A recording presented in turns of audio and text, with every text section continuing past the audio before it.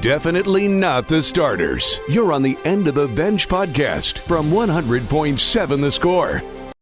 I'm Mike Hebert, owner of Cantex Roofing and Construction. Every day is game day, and we'll get it right when it comes to your roofing, construction, windows, and mirrors. Call Cantex Roofing and Construction today. Together, we are one serving you. Welcome in to 100.7 The Score. It is the End of the Bench. I'm Rob Breaux alongside Craig Wells today. Lucas White in the booth. We are in the First United Bank studio. You can call in on the Visual Edge IT hotline 806-771-0973. You can also hit us up on the Yates Flooring Center chat line. That chat line is open to you via the apps and the website. The app's brought to you by Happy State Bank. The website, doublet973.com, doubletsportsnetwork.com. They both get you there. You can also find us on YouTube and Fox 34 News Now. The YouTube channel, also Double T Sports Network. Craig? Good morning. I'm good, man. It's almost the weekend, Thursday. Had a great Tuesday. Yes, we did. That was a great day out there. I tell you, I was telling Lucas, I know they know, and that's why we get who we get, but the players that we had and Coach McGuire, and then I listened to some with Choice and them, God, what great representatives. I mean, they were terrific on radio and answering questions and giving us some backstories on some things. I thought they were just excellent. And so kudos to Jamie and Jeff and everybody that set it up, because it was a lot of fun for me anyway. Of course, we have the Big 12 studios on today. We normally do in here. Well, I'm already surprised. Yes? It's not a Texas game, No. and John Bible is one of the referees. Oh, let's see. It's Kansas State, Oklahoma. It's Jason White. So I'm going to guess, is that 2003 or 2004? If they say something about the Heisman, it's 2004, because I think he won that in 2003. Yeah. From Tuttle, Oklahoma, I believe. It's a shame, though, that David Collier's not here, because I believe Kansas State's going to win this game. I don't know why they put SEC wins on a Big 12 network. So you know, it's funny how you remember things. One of the reasons I remember he's from Tuttle, Oklahoma, the very first time I went with the Tech team and everything to Norman, we were sitting there, and I got up in the morning, I was reading a Norman paper, and there's this helmet, this high school kid getting tackled, and he's got a big double T on the side of his head. I thought, they can't use that. Tuttle, yeah. That's funny. Yeah, Tuttle Tigers, I guess, or something like that. Brett Bielema? Brett Bielema was the offensive line coach at Kansas State. I'd forgotten that. Yeah, I did not know that. I wonder if he went to Kansas State to Wisconsin, Arkansas, Illinois. Well, there was another trip in there, but where did he go? Was he in New England? Or was he at Alabama? Alabama. Or was that Bill O'Brien? Bielema is I'm talking in circles right now. I don't remember. He is. I think that was Bill O'Brien. Yeah, Bielema is. He's not the media relations guy favorite person, I wouldn't imagine. He's kind of abrupt sometimes. Well, but honest. There's two ways to look at it and think about it. Yeah. One, he's pretty brisk. Yeah. He's not out there trying to make friends. But if you are a media guy in that area, you want. Yeah, and you're not on his bad side, you get some clips. Yeah, you do. You get some lines. You get some things to write about. Yeah. And some things to run on your TV station. So I wouldn't mind having Brett Bielema as a coach if I was a media place in that area. Chuck Long is on the offensive coordinator position. Was he the one that took Mike Leach's place at OU? Did he? Yeah, I believe so. Yeah, that would be the right timeline. Yep.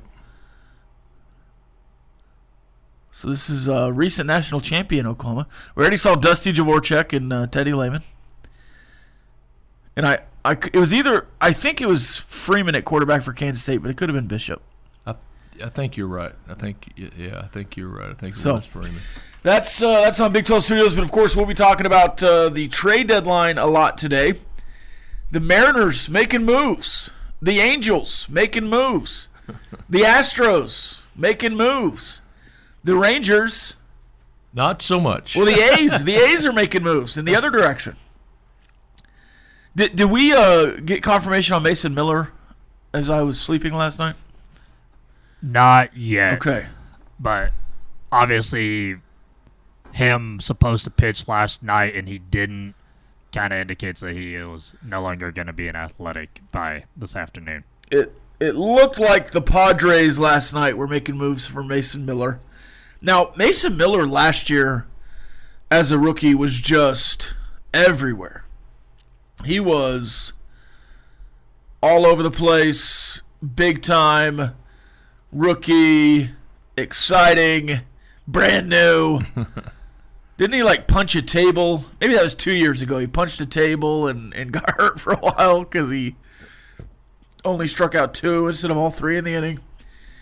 I've not heard as much about him this year, but the A's haven't been as good. They're not winning games, so.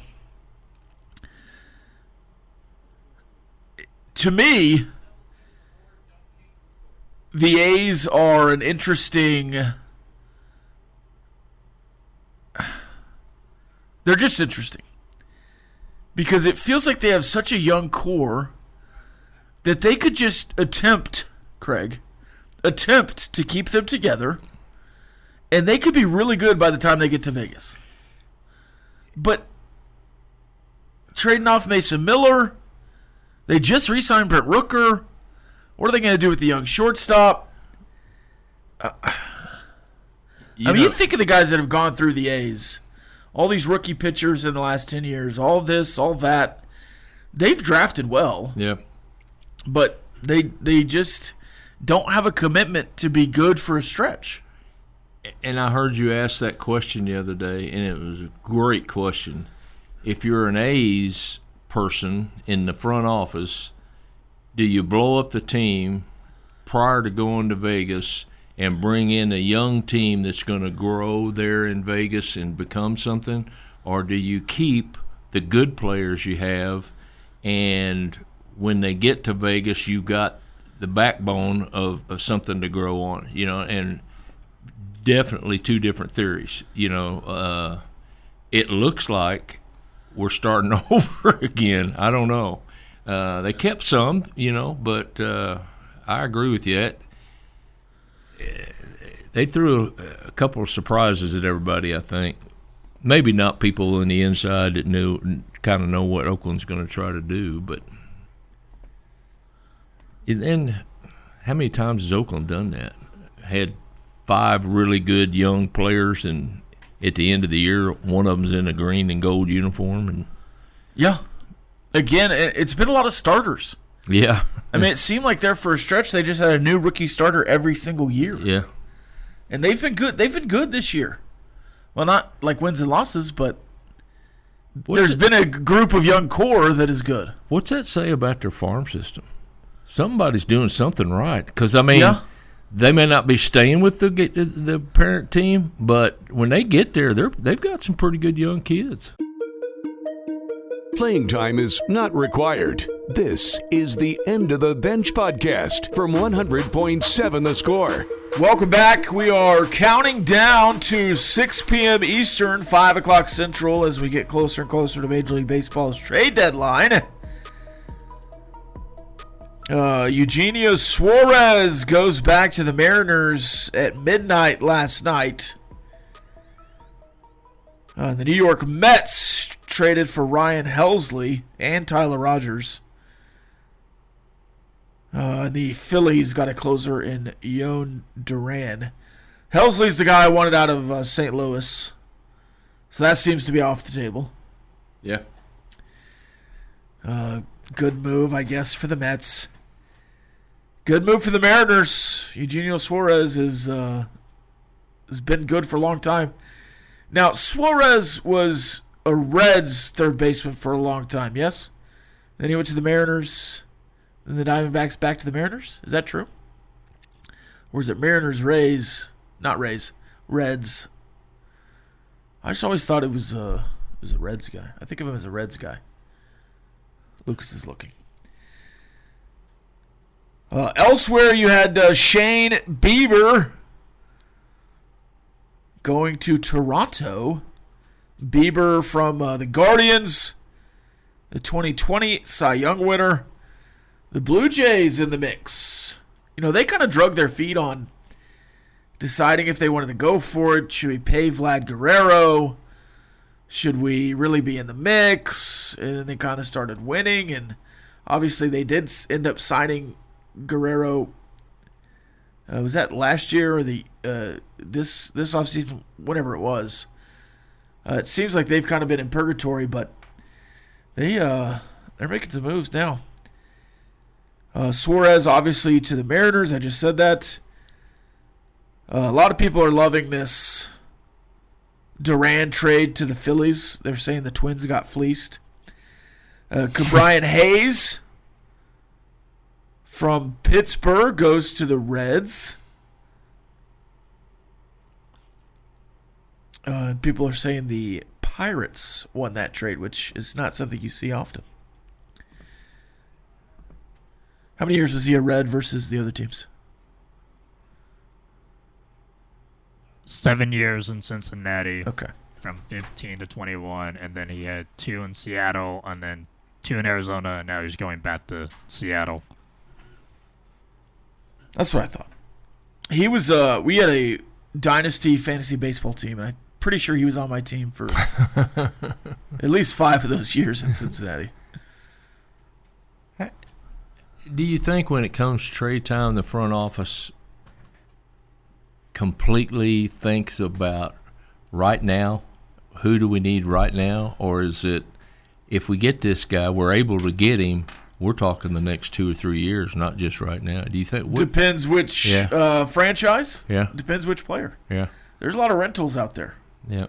There's a lot of guys that are going to be signing for big money at the end of this season. I think that's case to case. It could be player to player, trade to trade. And if you're Pittsburgh or anybody else they're thinking of the future. in their situation, but is it a money get? I mean, hey, we got to get rid of this because, we got to have some more money to do this next year or whatever. Well, that's the situation the Rangers are in. Yeah. The Rangers are up against that luxury tax, and this will be the – Gus and I were talking about this yesterday. They've been up against the luxury tax the last 2 years, and if you're up against the luxury tax for a third season, the penalty goes up.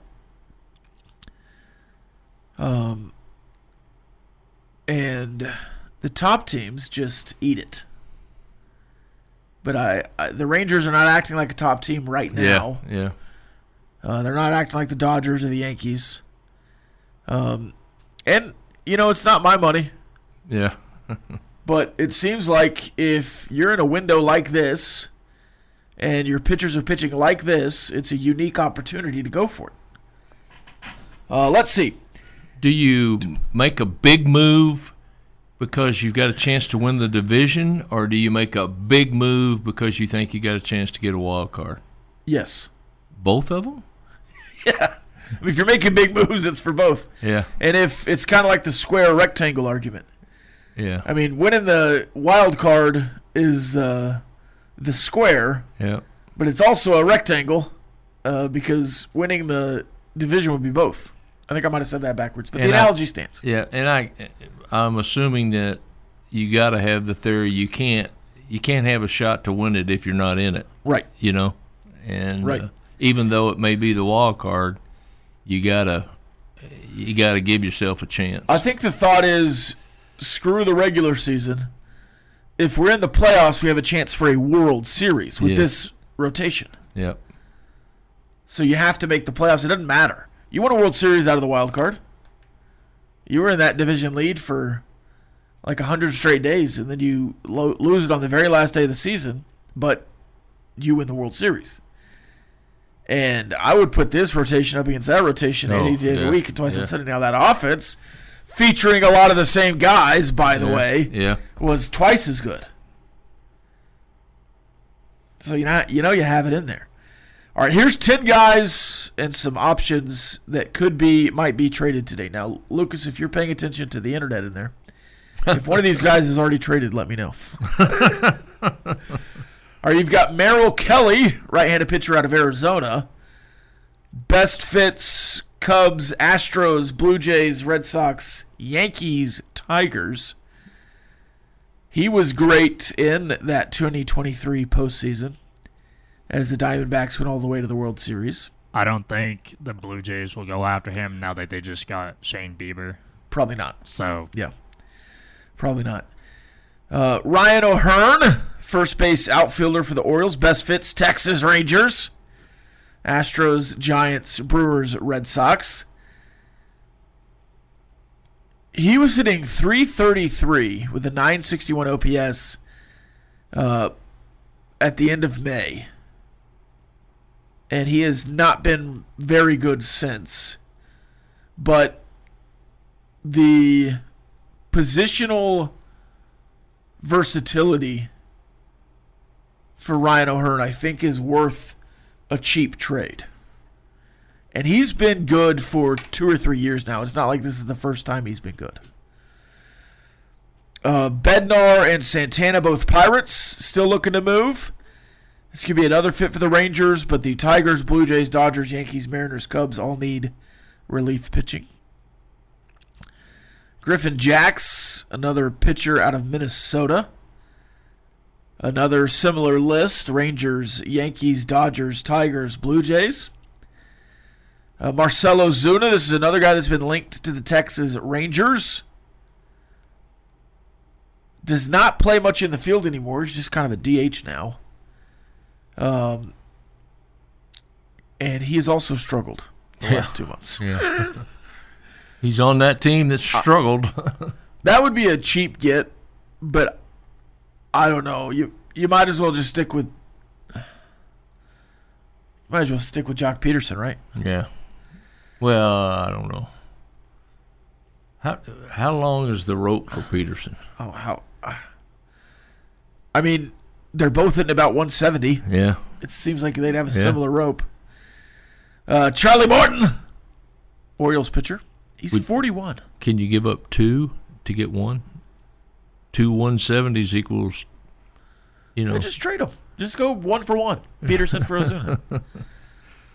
Charlie Morton, I don't know why he's on this list. Oh, he's okay.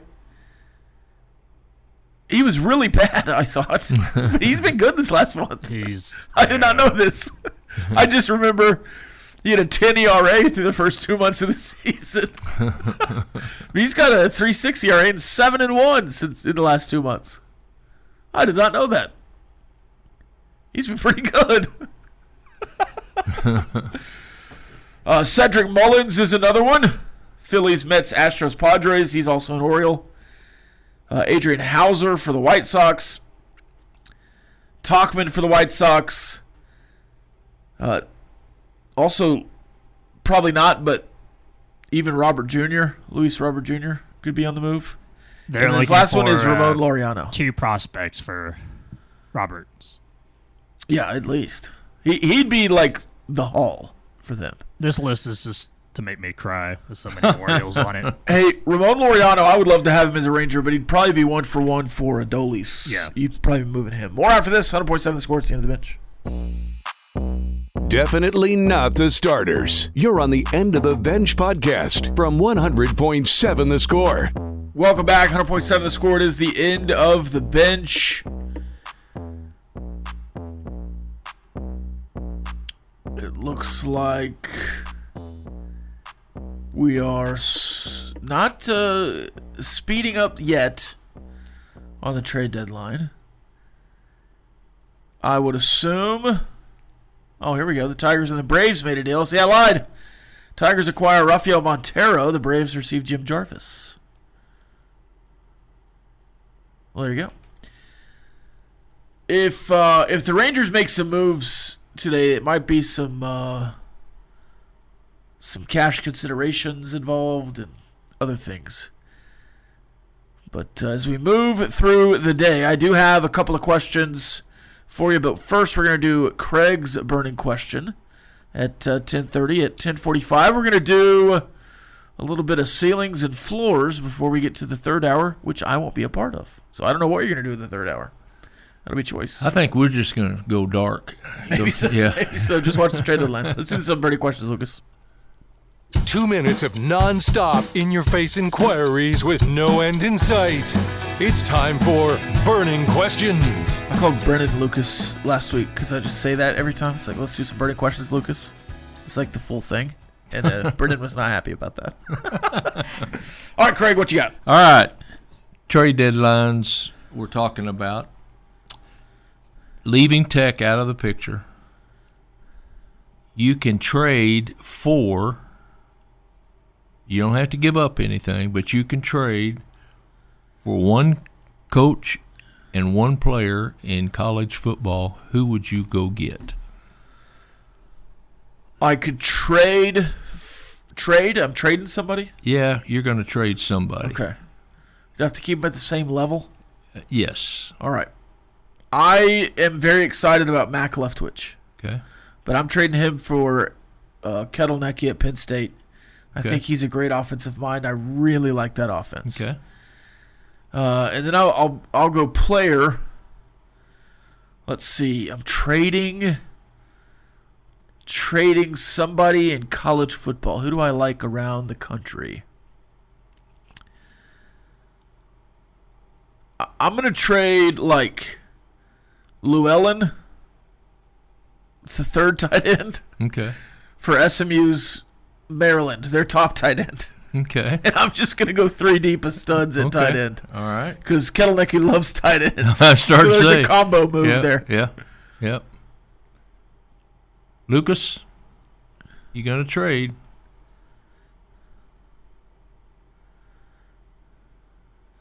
You said not Tech? Yeah.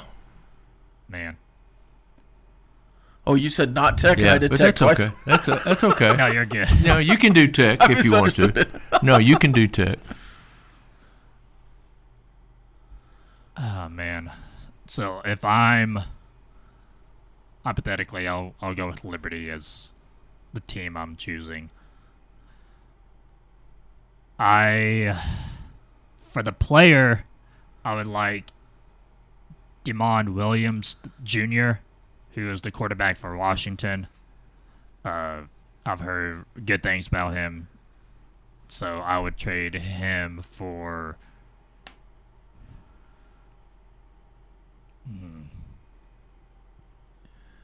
probably the second string quarterback for Liberty. And then for coach,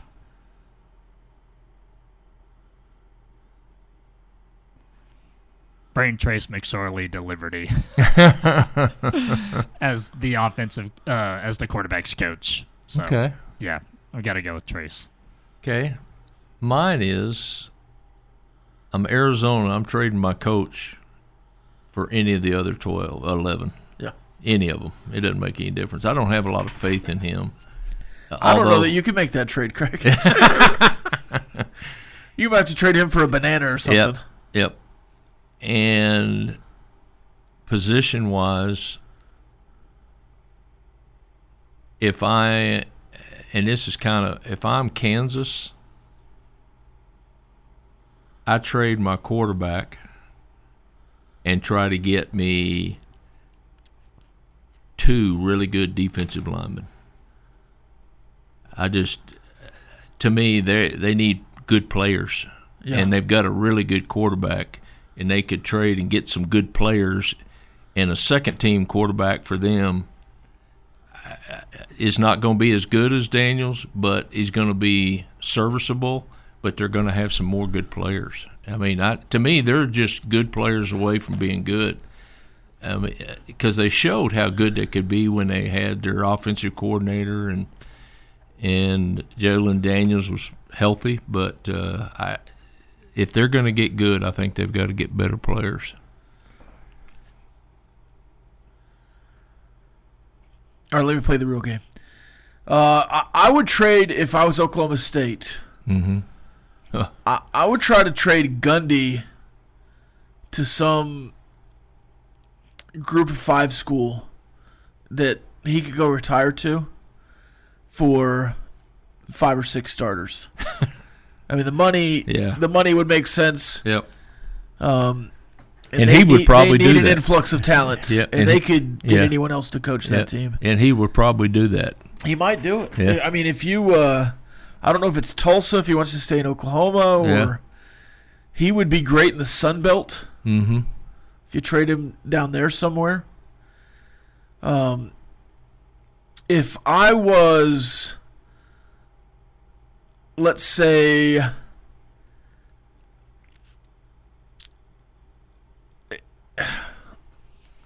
I'm going to go with just pick the next Ashton Ginty.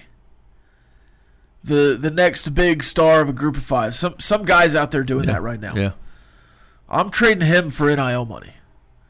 I'm trading him to Miami or one of these big spenders, I don't know, Texas Tech, for $6 million.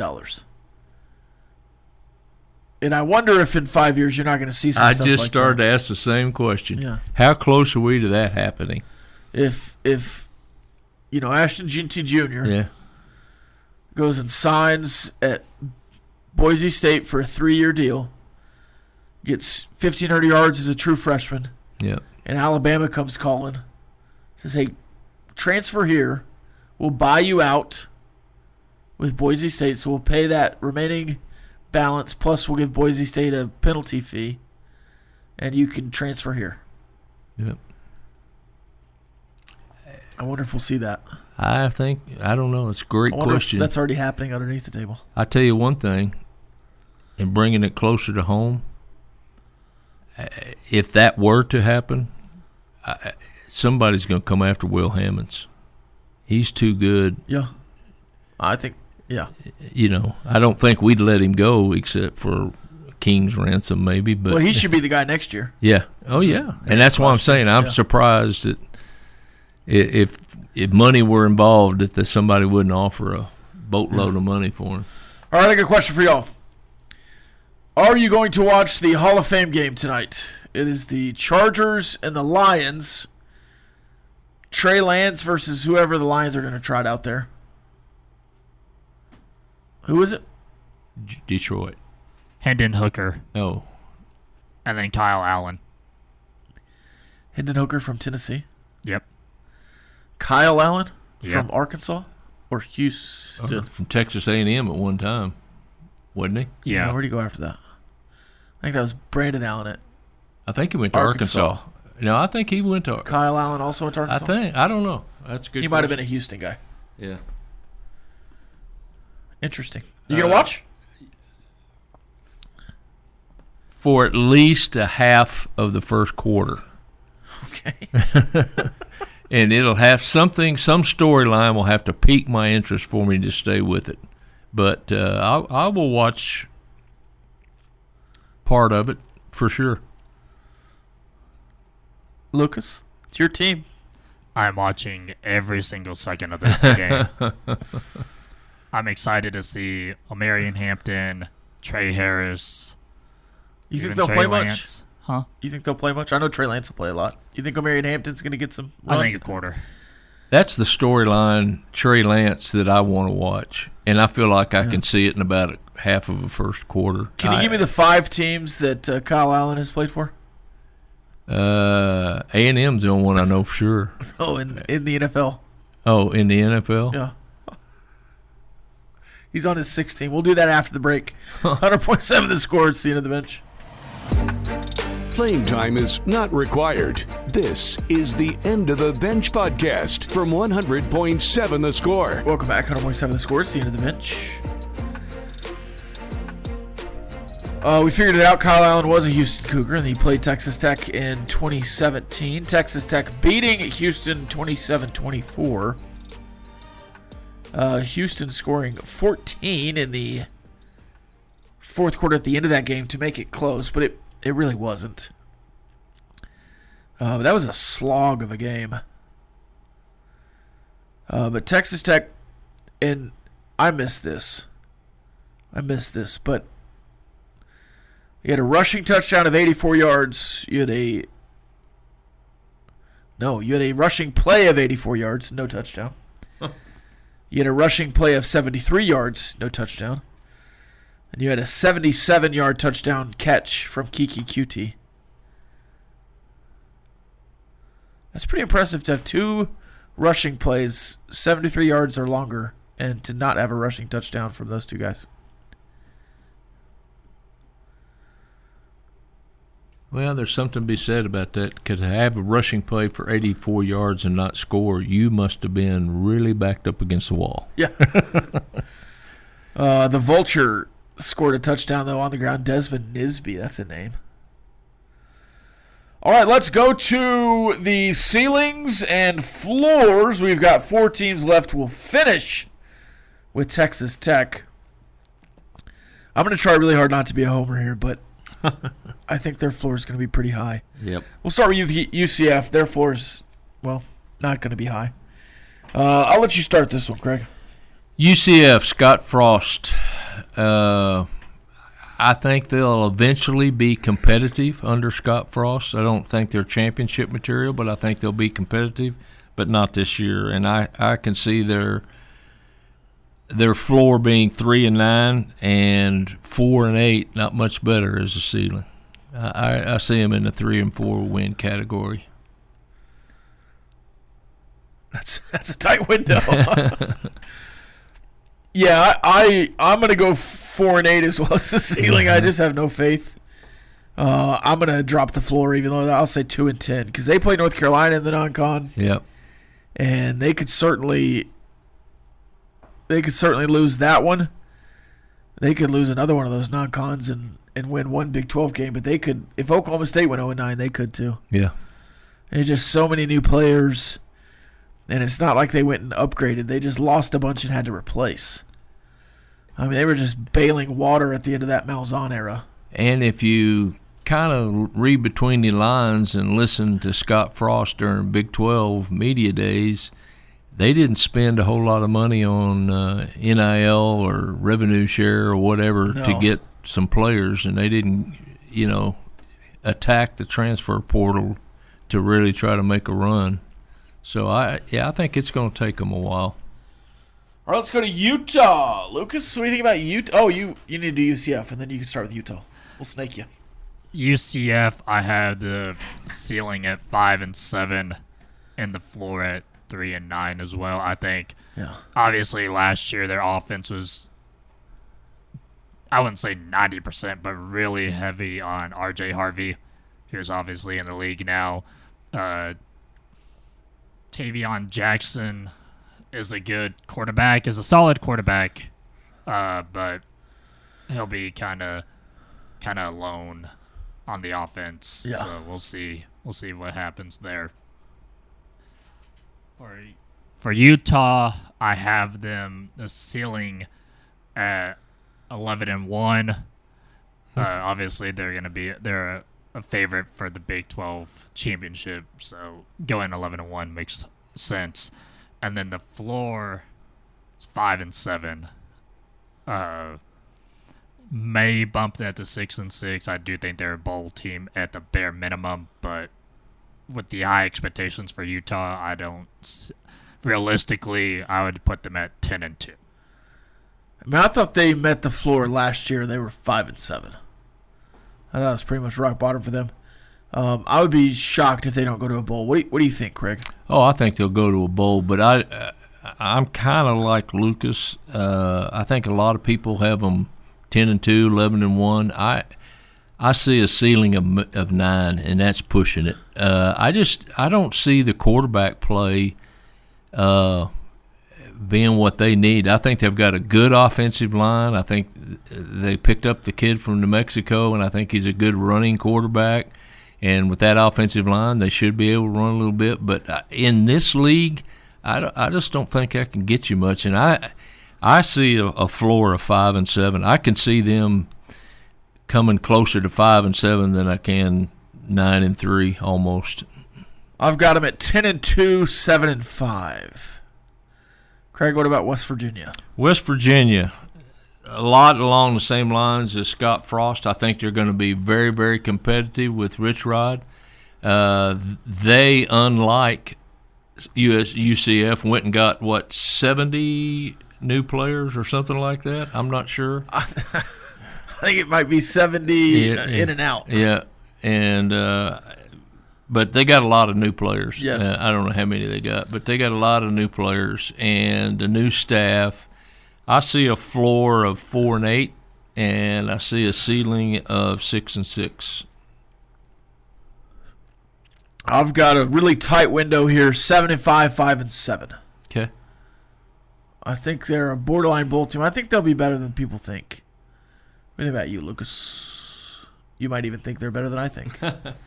Well, 12-0. no. I like them, but not that much. Ceiling, I had them at 8-4, or 7-5, 8-4. I'm comfortable saying that as the absolute ceiling. Floor, I have them at 6-6. So I hope they make the bowl game, a bowl game at any aspect. So it'll be real interesting how Rich Rod. I mean, he's had a while to build this team together, so they've eased up on the non-conference than they have in the past, but, I mean, obviously they've still got the Big 12 to go through, so I think 6-6 is the floor for the Mountaineers. All right, Texas Tech. 8-4, the floor. 11-1, the ceiling. Okay. I'm drinking the Kool-Aid. I think you just wait. I just think that we're pretty good. I really like Coach McGuire's aggressiveness of saying, hey, embrace those expectations and let's go get it. And I'm all for him, and I feel real good about, for the first time in a long time, being 11-1. Lucas, Texas Tech. Ceiling, 12-0. Attaboy, Lucas. And then the floor, 9-3. Oh, wow, that's even higher than I went. So, yes. Obviously, the line for Vegas is 8.5. So I think 9-3 for the floor, and I do believe that Tech does have the capability of going 12-0. So that's going to be the ceiling. So, I mean, you just look at this schedule. Yeah. And you look at those 3 road games: Arizona State, Kansas State, and Utah. Like, surely you can win one of those. And then that allows you to say, maybe you dropped one at home in Big 12 play. Josh Foppel, we're talking on Red Raider Recon about the non-con. He asked for a quote, and I said, if we don't go undefeated in the non-con, we riot. I don't think 9-3 is crazy. I said 8-4, but I agree 12-0. I don't know what expectation that kind of sets. Iowa State and Kansas State for me were both 10-2, 8-4 ceiling floors. Baylor was the only team I had 12-0 as a ceiling, 6-6 though as the floor. And then Arizona State, the other one, 11-1, but they have a floor of 75. So potentially the highest floor team in the Big 12 is Texas Tech. Yep. All right, more after this, but with Choice Woodman and Craig Question Wells. when we get back? We have to ask Choice. Okay. I won't be here. All right. We will ask Choice. The end of the bench, 100.7 The Score. Playing time is not required. This is the End of the Bench podcast from 100.7 The Score. Thanks for hanging out with us on a Thursday. You're listening to the End of the Bench on 100.7 The Score and 107thescore.com. 100.7 The Score mobile app. Powered by Happy State Bank. Alongside Craig Wells, I'm Choice Woodman. Here for 30 more minutes. You got questions? Bring those in on the Yates Flooring Center chat line, as we'll have Ask The Benchwarmers 15 minutes from right now. Someone says, I'm a proud Alice Coyote on the chat line. There you go. Go, Alice. I think Tech will be the disappointment this year with all the moves we've made. Lots of uphill climbing with a new coaching staff calling the offense and defense. There's 7 total schools in the Big 12 that have a new offensive and defensive coordinator. So a lot of newness there. There's 10 schools out of 16 that have at least one new coordinator. So I don't think the excuse is necessarily built in there. Plus, they're not going to hire those guys unless they know what they're doing. Sure. I think you are – yeah, you may have a new defense, but you're going to upgrade big time. Yep. And this isn't a shot at Tim DeRuyter. One, you've upgraded in players, and Shield Wood has a very good track record. So I like Tim DeRuyter a whole lot, but I think you have elevated the defense. So you can scratch that out as being a problem. I mean, it can't get much worse when it comes to giving up big plays than you did last year. And every coordinator in the business will tell you that it's the players. If you've got good players, you become a good coordinator real quick. And our players are a lot better on that defensive side now than what we've had in the past. Offense may take a few weeks to go through, and that's why I'm actually glad you've got some cupcakes on the schedule, because it might help. Yep. To get your offensive legs underneath you. But, again, football is a year-round venture now. It's not a we went through our spring ball, we went home for all of the summer, and we're back for the first time now. These guys have been throwing to each other all summer. They've been working out. They've been watching film. There's some of this stuff that we put in quotes, voluntary. Yep. There is actual summer workouts now, like legal stuff. I can't tell you how many hours they played 7-on-7 this summer. Yeah. I mean, that's voluntary. So if you haven't learned the offense, it's been here since the spring, by the fall, then maybe you don't have the right pieces in there. In Choice, one of the biggest differences in college athletics, and especially football and basketball, is the fact that you get 2 or 3 days off at the end of the semester in May, and then you're right back here in June and July. Yep. The summer was used to get your hours academically a little bit better and situated, and you take 3 or 6 hours or something. But now it's an expectation. You're here, you're working out, you're in the film room. Yep. You're doing what is necessary to make you a better player and to make us a better team. No doubt. All right, let's shift gears just a little bit. We will get back. I know it's football season, so we'll get back to some football. But John Rothstein of CBS Sports College Hoops Today, he does a little bit of everything. He's one of the talking heads in the world of college basketball. He has posted his Big 12 breakdown, off-season breakdown, which includes projections and preseason awards for himself, all of these things. So can you guess who he's got at number 1 in the preseason power rankings team? Kansas. It is not Kansas. He's actually dipped Kansas quite a bit. Really? Changing of the guard. Huh. Kansas comes in at 6. Ooh. Very different than we're used to. Yep.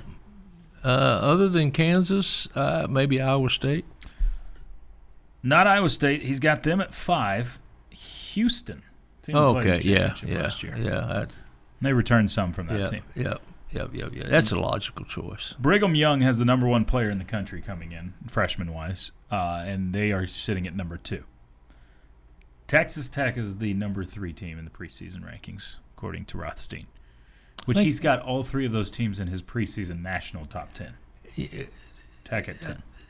At 10? At 10. Yeah, that's what I thought today. I thought they were right at 8, 9, or 10, something like that. Yeah, right at 10. Arizona's 4, Iowa State 5, Kansas 6, Cincy 7, K-State boosts back up to 8. Where the heck is Baylor?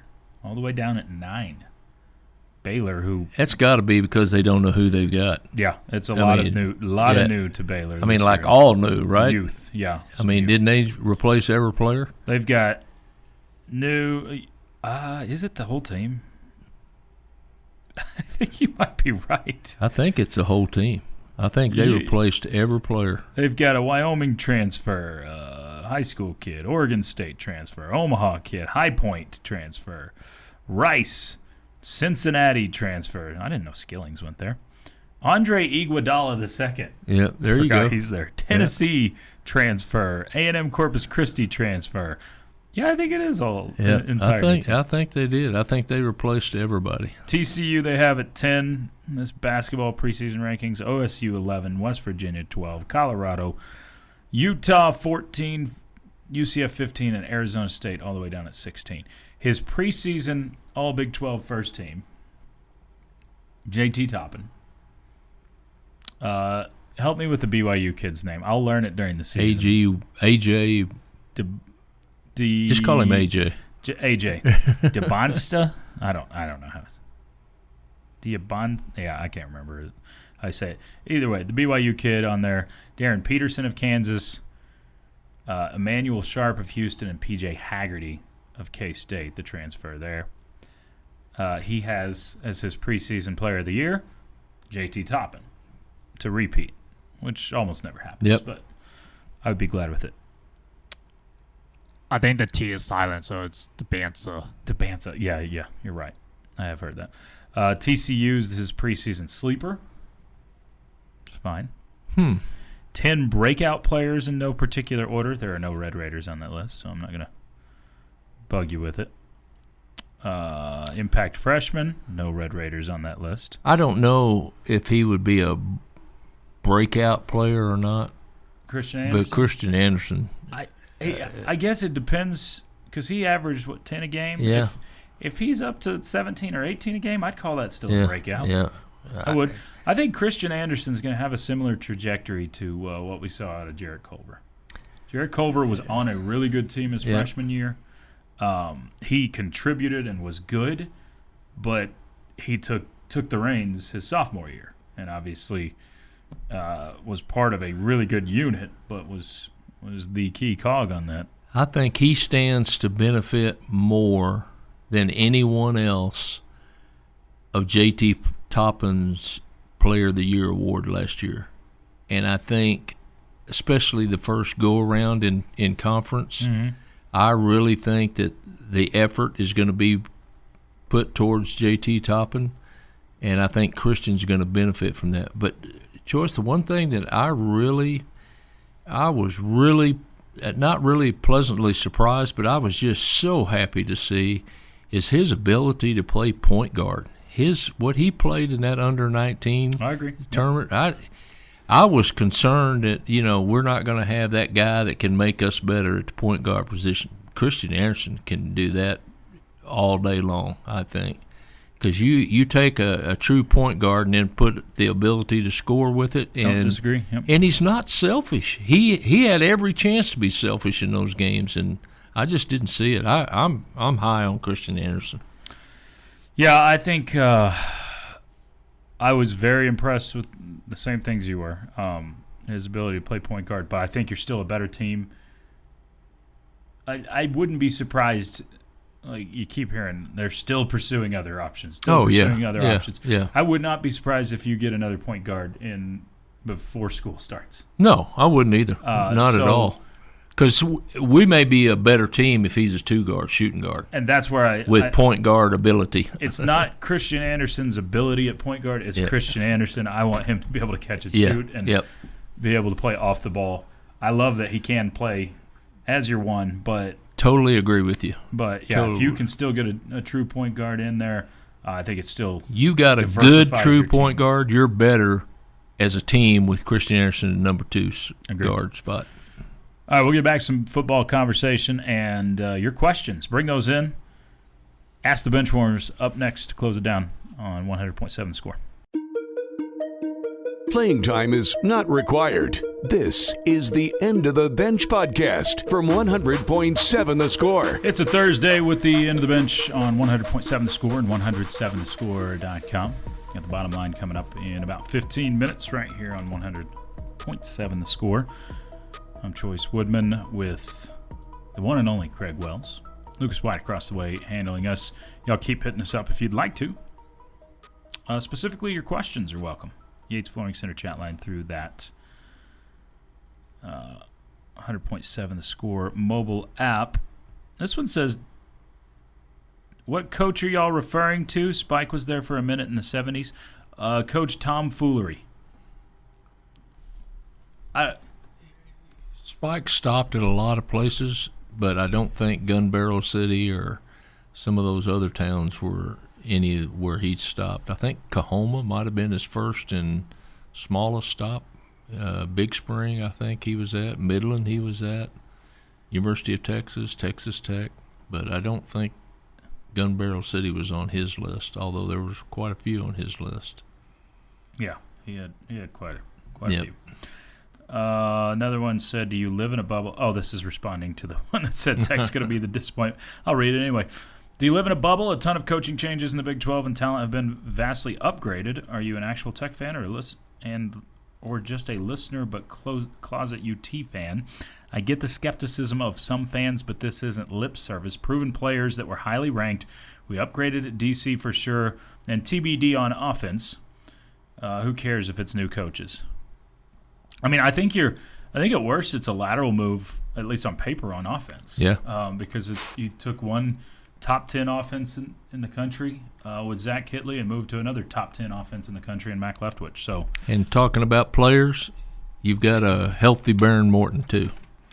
That was a fun video to watch yesterday. Man, the video production team at Tech. Oh, I know. Goodness gracious. I mean, we say that all the time, but they put out some awesome videos. Yeah, we had a small talk with Robert Giovanetti, and I told him, I said, you need to shout out your social media team, your creative content team or whatever, because they're darn good. Great. They're great. They are really good. Tech shouldn't be compared to Ohio State buying players. Isn't Ohio State getting a lot better return on investment than Tech? Their third and fourth string would mop the floor with our starters. Don't get ahead of your skis, boys.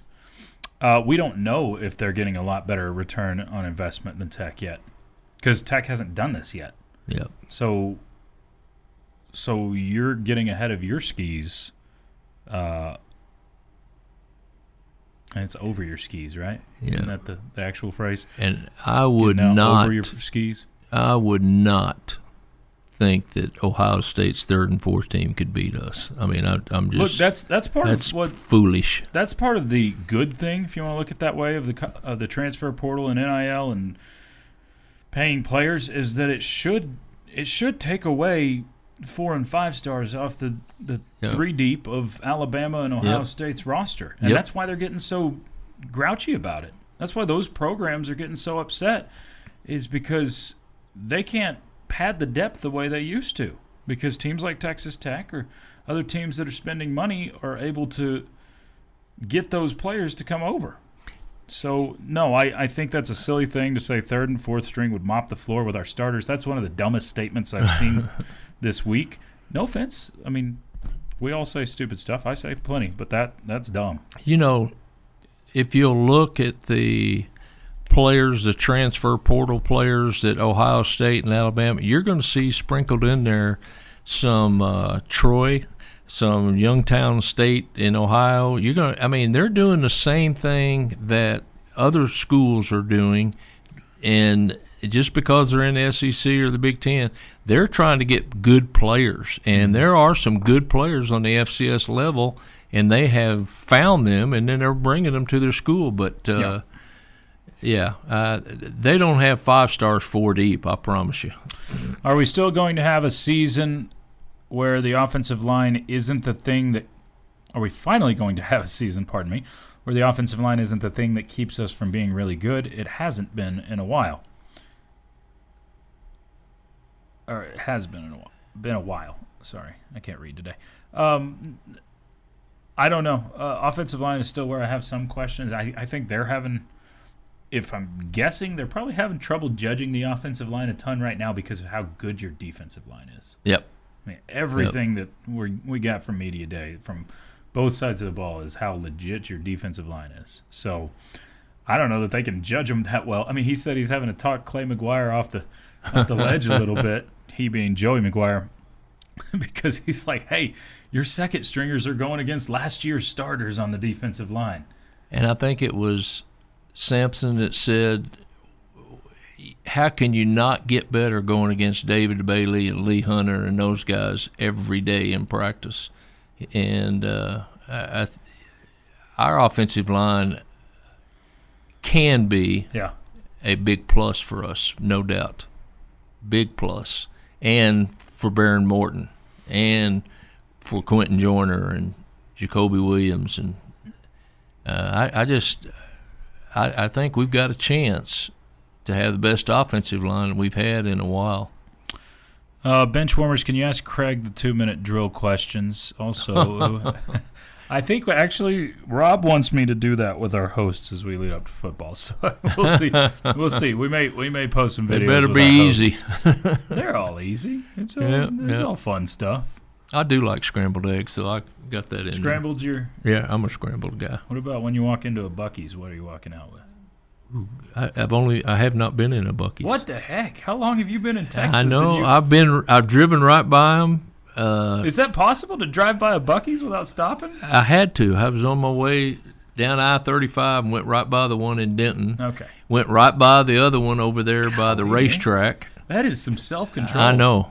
No, it's not self-control. It's not being very smart because I need to go into Buc-ee's. And I will. I promise you. To go into a Buc-ee's, it will be this summer. Okay. But a Buc-ee's T-shirt's in line, I think. Yeah. Or some pajama pants. Or no, I don't know about pajama pants. Okay. It says also, who is the most underrated player on the Tech football team? Man, I keep asking this question to them because I don't. Yeah. I think there's moments where you're talking about one guy a lot and not talking. I think Terrence Carter isn't getting talked about enough. I think that guy is going to be an absolute explosive weapon on offense.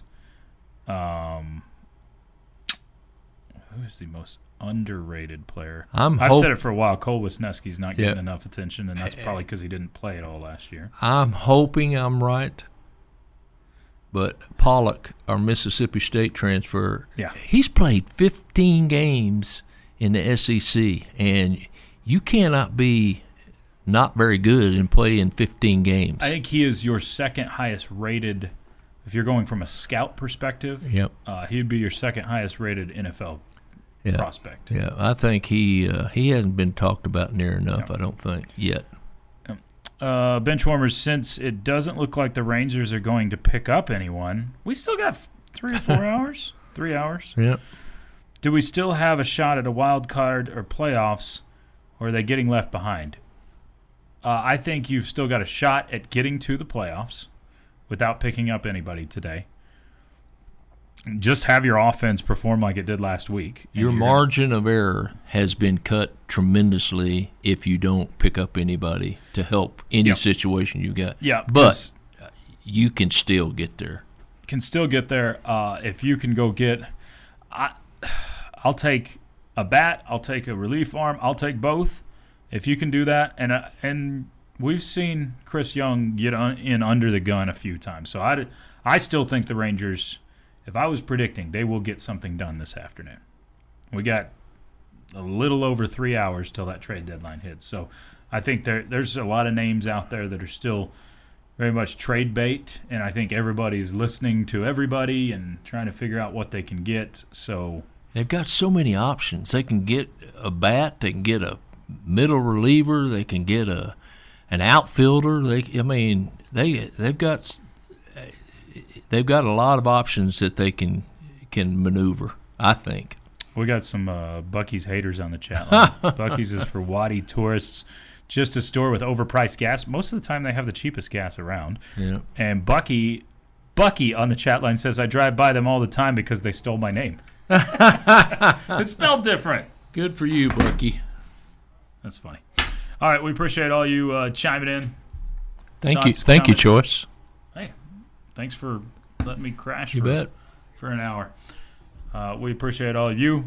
I'll hang around. We'll have the bottom line coming up next. For Rob Breaux, for Craig Wells, for Lucas White, I'm Choice Woodman. This has been the End of the Bench on 100.7 The Score. This has been the End of the Bench podcast from 100.7 The Score. Go to 107thescore.com for more from the Double T Sports Network.